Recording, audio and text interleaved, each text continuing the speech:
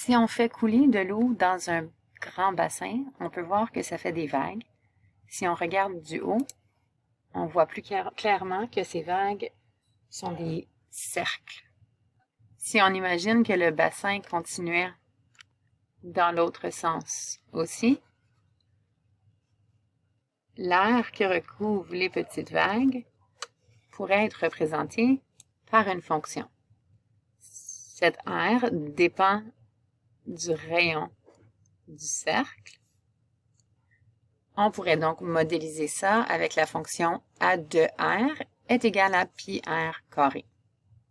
C'est un exemple d'une fonction puissance. Ainsi, dépendant du rayon de la petite vague, on pourrait voir que l'air va varier. Un autre exemple d'une fonction puissance serait le volume d'une sphère en fonction de son rayon. Donc, V dépend de R, le volume de la sphère dépend du rayon.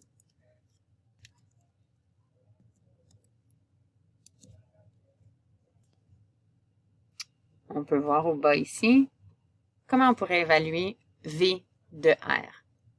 On voit ici que dans l'application sur Google, on avait choisi de l'appeler V, mais je pourrais même aller plus en détail et l'appeler V de R, puisque le volume, c'est une fonction du rayon. Le volume dépend du rayon. Alors, on voit ici que je pourrais appeler cette fonction V de R. Donc, c'est un deuxième exemple d'une fonction puissance. Avant d'aller voir une définition plus spécifique d'une fonction puissance, on va faire un rappel de qu'est-ce que c'est une fonction polynôme. Alors, un rappel qu'un polynôme, c'est une expression algébrique constituée par une somme algébrique de monômes. Regardons quelques exemples. Ici, j'ai un monôme. Le nombre réel qui se trouve devant la variable x cube s'appelle le coefficient.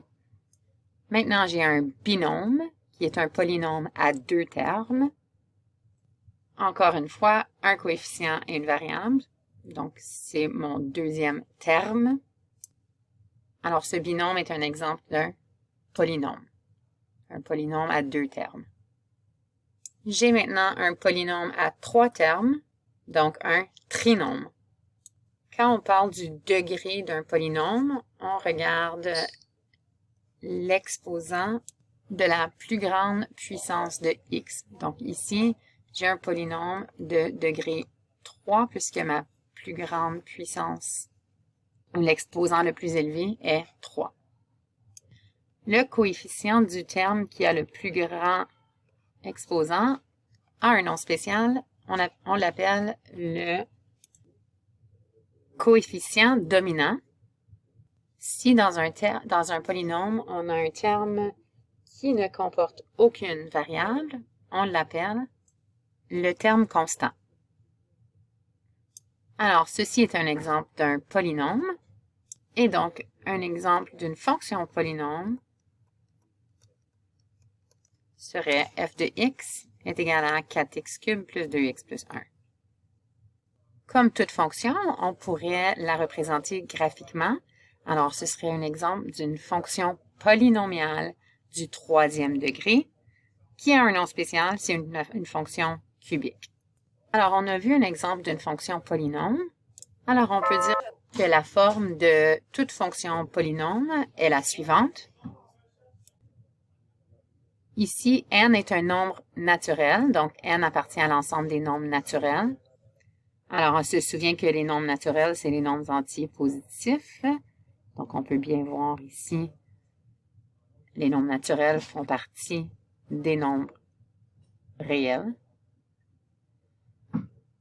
Alors, en prenant un exemple ici d'un coefficient dominant, si mon coefficient dominant était une puissance de 6, par exemple, je pourrais appeler ce coefficient ici A6.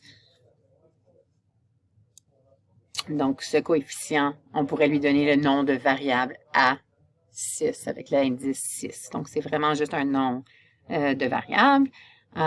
Donc, ici, juste important de savoir que mon coefficient dominant ne pourrait pas avoir une puissance avec un exposant négatif.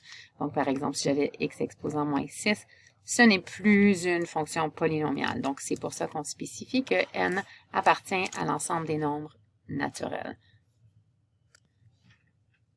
Alors, ici, j'ai mon terme à degré 0, parce que c'est comme si j'avais x exposant 0. On se souvient bien que x exposant 0, ça me donne 1. Donc, mon terme constant ici, c'est pour ça que je dis que c'est un terme de degré 0. Donc, en fait, la variable qu'on peut utiliser dans cette formule pour représenter le terme constant, on a juste choisi le a 0. C'est tout. Bien évidemment, dans cette forme-ci, x est une variable. Les coefficients, donc à 0, à 1, à 2, à 3, à 4, à 5, ainsi de suite, appartiennent à l'ensemble des nombres réels. Donc, ce sont des nombres réels. Ça peut être des nombres décimaux, donc rationnels ou irrationnels. On peut voir ici, ce sont tous les nombres réels. Donc, ça peut être n'importe quoi. Et voilà notre définition d'une fonction polynôme comme premier aperçu. Alors, si on parle de fonction puissance, c'est très simple. Une fonction puissance, c'est une fonction polynôme qui a juste un terme. Donc, par exemple, si j'avais f de x est égal à 3x au carré, ce serait une fonction puissance.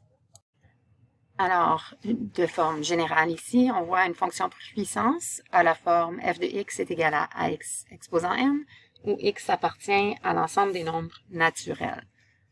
Donc, x doit être plus grand que 0 et positif. Si on regarde quelques exemples de fonctions puissance, on voit ici une fonction puissance du second degré, une fonction puissance du quatrième degré, une fonction puissance du sixième degré. On peut voir que les fonctions puissance de degré pair possèdent une symétrie par rapport à l'axe des Y. Donc, c'est comme si l'axe des Y était un miroir. Alors, on dit que pour les fonctions de degré pair, il y a une symétrie axiale par rapport à la droite x égale 0. Donc, la droite x égale 0, on se souvient bien que c'est juste une droite verticale sur l'axe des Y. Donc, c'est la même chose que dire l'axe des Y.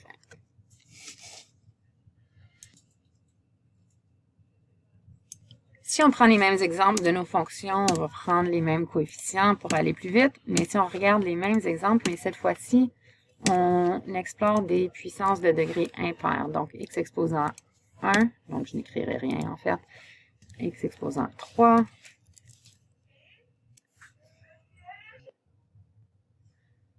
x exposant 5, x exposant 4. Alors, ces quatre fonctions puissantes de degré impair ont quelque chose en commun. Essaye de réfléchir si tu vois quelque chose par rapport à la symétrie. On va enlever quelques-unes des fonctions pour que ce soit peut-être un peu plus clair. On va peut-être choisir celle-ci. Alors, est-ce qu'il y a quelque chose par rapport à la symétrie? On va voir qu'il y a ce qu'on appelle une symétrie centrale par rapport à l'origine. Alors, il y a deux façons de comprendre ça.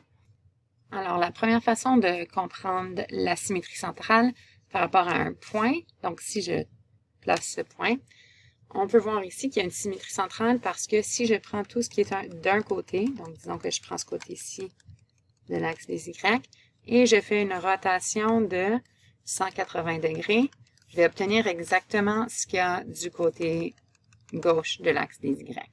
Alors, une symétrie centrale, c'est quand je fais une rotation de centre d'un point quelconque, donc dans ce cas-ci, l'origine, et d'un angle de 180 degrés.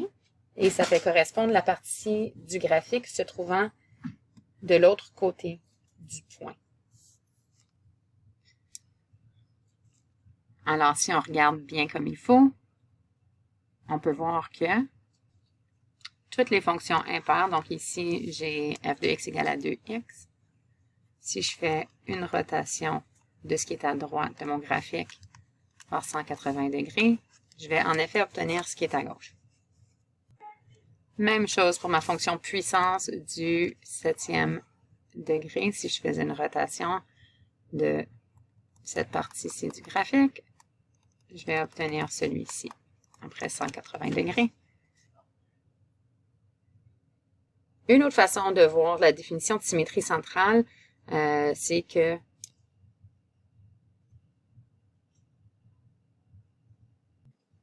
on peut dire qu'il y a une réflexion d'un côté de la fonction. Donc, si je prends ce côté-ci de la fonction encore une fois, par rapport à l'axe des x, en fait, j'écris l'axe des x 2 fois.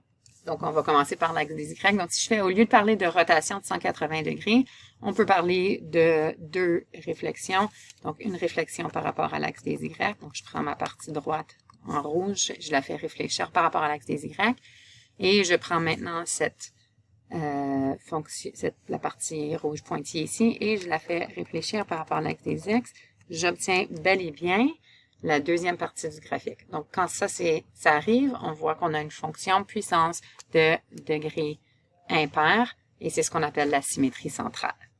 Et ça, c'est vrai pour toute fonction puissance de degré impair. Si on regarde par exemple celui-ci.